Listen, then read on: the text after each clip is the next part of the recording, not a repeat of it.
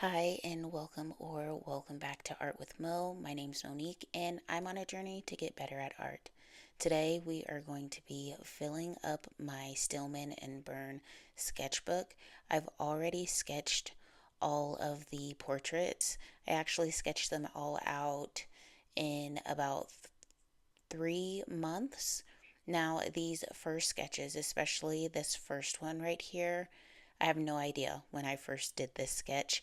I know it says December 20th, but I don't remember when I started the sketchbook. So I just wrote down when I started filling it up, and I just kind of went from there. Does anybody else not keep track of when they do sketches? Because it's kind of tough when you don't. You look at your sketch and you're like, when did I even do this? I don't even remember doing this sketch. So I've started to date all of my artwork, whether it's a sketch or a finished piece. I've decided to just put down the date so that I can remember just for future reference. Now, with this portrait, I did find most of them all on Pinterest. I will have them linked down below. Just my Pinterest page, all of my saves will be on there. I wanted to start this painting off with doing a study first. That first sketch that I showed you that was more detailed in the Norberg and Linden sketchbook, I just wanted to do a color study before I started actually painting with gouache in the Stillman and Birn sketchbook. It's interesting to see how different you sketch over time. Like I said, I don't know when I started the Stillman and Birn sketchbook, but I can tell you that I sketched out the portrait in January, so I know that there was quite a big gap in between the two portraits. I like how I did the sketch in the Norberg one, but I can tell that there's a difference in style, which is totally fine. My whole goal was just to make sure that I understood where the shadows belonged. I think that her nose is a little bit different. It might be a little bit lower than what the reference actually shows, but I think it's interesting just to see the difference in between how styles can change over time. I feel like when I start sketching, sometimes I can be pretty accurate, and then other times I'm more stylistic. I think it just depends on what mood I'm feeling. But, anyways, I wanted to go ahead and do this value study before I started painting in my Stillman and Birn sketchbook with gouache, just so that I had a better understanding of what I was doing and how I should get started with the painting process. So, the paints that I'm using right now, I'm using two different brands. One of them, which is black, it is from Winsor and Newton, and then the white gouache paint is from M. Graham and Co. So I've used both of these gouaches before, not necessarily together though. I had, what was it called? I had the Arteza gouache before, and that's what I was using. And then I would mix in the white paint from M. Graham and Co. with my paints that I had from Arteza.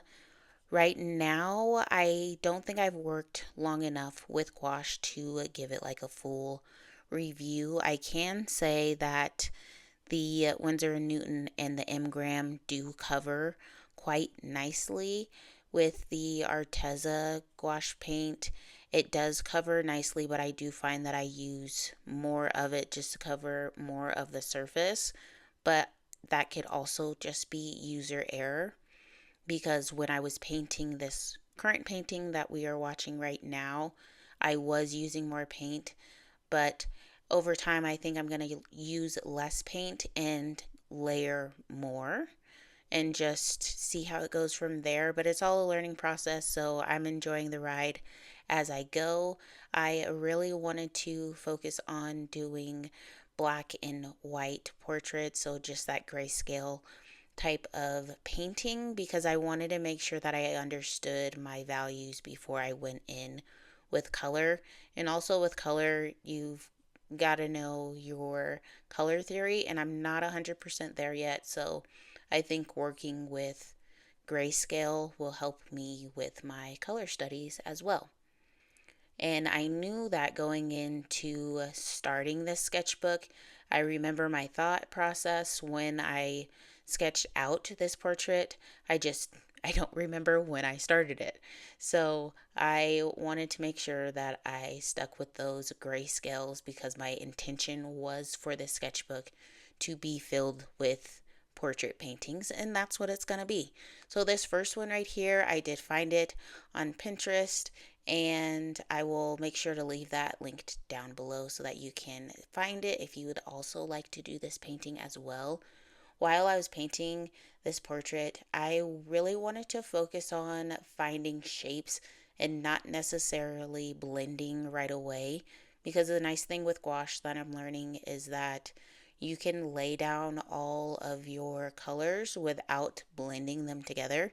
And then when you want to blend them together, you just add a little bit of water to your brush and blend the two colors together, and it works really, really well, actually. So that is what I'm going to do in this portrait painting. And then I'm also going to go ahead and continue to layer and find those shapes and just try to get the form of her face. Again, this is just going to be a study type of sketchbook. So I do want to create a series because there are over 30 pages, I believe. I did sketch on both sides of the paper, so I wanted to make sure that this sketchbook was like filled. So I'm going to create a playlist for you all just in case you want to see my thought process behind all of these paintings and maybe learn along with me and finding those shapes and not blending right away, waiting to blend towards the end, and then maybe adding in those finer details with me. So I'll make sure to make this sketchbook a playlist so that we all can just kind of learn together.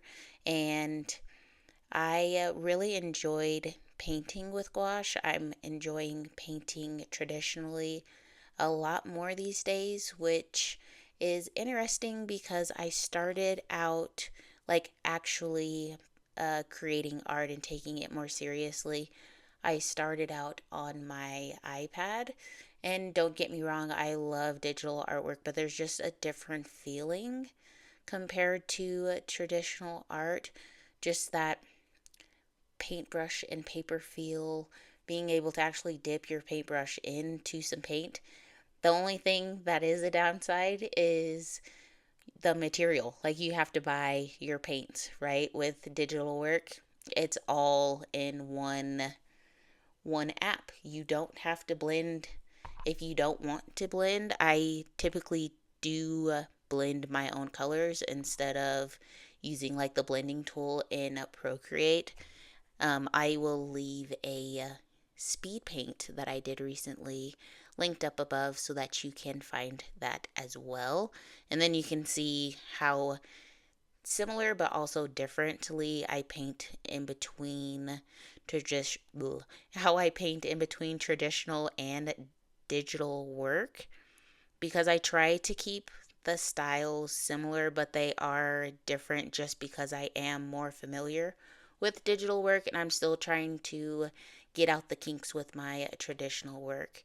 So this is how far I am with this painting so far. I'm really liking it. I like the textures that I've gotten in her face and those brush strokes. I really, really like the brush strokes in my tradition or my digital work. So I'm trying to figure out a happy medium in between the two uh, mediums that I am using compared to traditional and digital. I'm trying to meld them together and figure out how I can get the same style with both mediums. So, with my traditional work, I am able to get that painterly feel. And then with my traditional work, I am able to do that, but I feel like I tend to overblend. So I am holding myself back a little bit more and trying to leave the texture there, but also still make it semi-realistic. With this specific painting, I feel like I was able to get that happy medium and still being able to keep the semi realism to the original reference. And I think it's going to be really cool just to see where I go from here, especially looking at this first painting and then comparing it to the very last painting of this sketchbook. But, anyways, I feel like I've been rambling on. It's so not intentional. I apologize. Sometimes I just, start talking and then you just keep talking. So I am just going to let you guys finish out this video. I do hope that you enjoy what you are seeing. If you do, make sure you like, comment, and subscribe. And if you happen to paint along with me, I would love, love, love to see what you did. Tag me on all of the socials. I have TikTok, Instagram, YouTube, of course. And then I also have a Facebook page as well. They're not necessary, but also I will create a community post to where you can just post inside there if you would like. Again, I would love to see your work. I enjoy seeing other people's work and seeing their progression, and then just seeing all of the different styles that everybody has and how you use one reference, but it can produce so many different ideas. But that's enough for me. So thank you again, guys, for watching this video, and I will catch you in the next one. Bye.